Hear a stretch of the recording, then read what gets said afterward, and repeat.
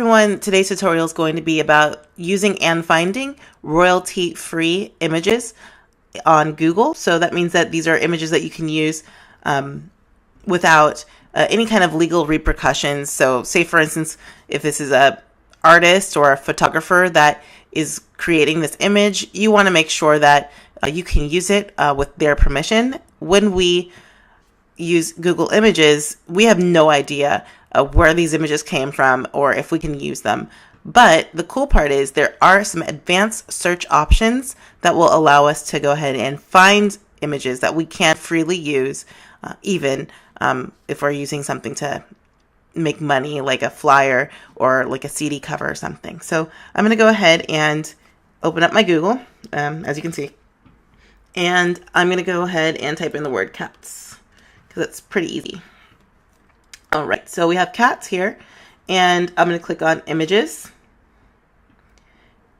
And as you can see here, I have a bunch of images of cats, but I don't know which ones are going to be free for me to use.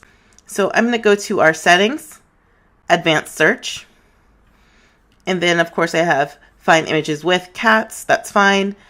Everything else here, you can go ahead and modify if you wanted to create more limiters or filters on your search results. What I do want to do is limit my search results by image size. I want large photos to make sure that I can scale them down without having to scale them up. If I scale down an image, that's going to help me make sure that the image quality is still clear and the pixels are nice and sharp still, even when I am creating a printable document.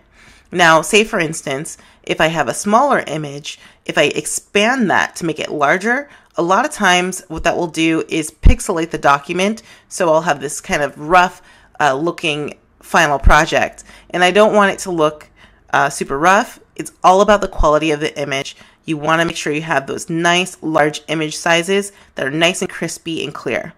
Now for aspect ratio, that's going to be how is the image shaped. So say for instance, is it going to be a long one? Is it tall? Is it square, wide, or panoramic? So you'll be able to choose any one of these. A lot of times you might want to even start here so you can better find some layout options for yourself. So if you're trying to fill a sidebar, you might want to find a tall one. If you're trying to fill a header with a image, you might find a panoramic one or a wide one. Going down is going to be the usage rights. So for usage rights, that's going to be my limiters for, can I use this commercially? Can I modify it? Am I okay with the artist or photographer, whoever made this image? Can I use it? So I'm going to go ahead and click, instead of not filtered by license, I get a drop down menu. The first one is going to be free to use or share. So that means I can use it and I can share it. So I can definitely use it and send it to someone else, but I cannot modify it, or I cannot use it commercially, meaning I won't be able to profit or make money off of this image. Now the next tier is going to be, I can use it, I can share it, and I can make money off of it. Now this one is actually very interesting. You can free to use, share, or modify.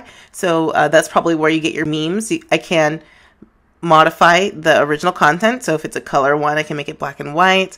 If I need to chop it up and use it in a collage, I can use it for something like that. But I cannot make money off of it until I get to that last one. So that is free to use, share, modify, even commercially. I'm going to click on that. I'm going to hit advanced search, and then we'll go through all of these and find a very nice image that I would like to use. All right, so this looks like I can definitely use it. I'm going to go ahead and click view image, and then notice that my cursor is now like a zoom. I want to make sure that I can zoom in on it like so, and still check the image quality to make sure it's still clear. So this still looks like a very nice clear image. I'm going to go ahead and right click, and I can save image as, and I'm going to send it to the desktop for this tutorial, but of course you can always recategorize and file it the way you'd like. I do hope that you'll go and take the time, so I'm going to put gray cat. You want to make sure that you can change the name of it so you can actually tell what it is. You saw that one was a bunch of numbers and a JPEG at the end, but I want to make sure that I know what I'm looking at.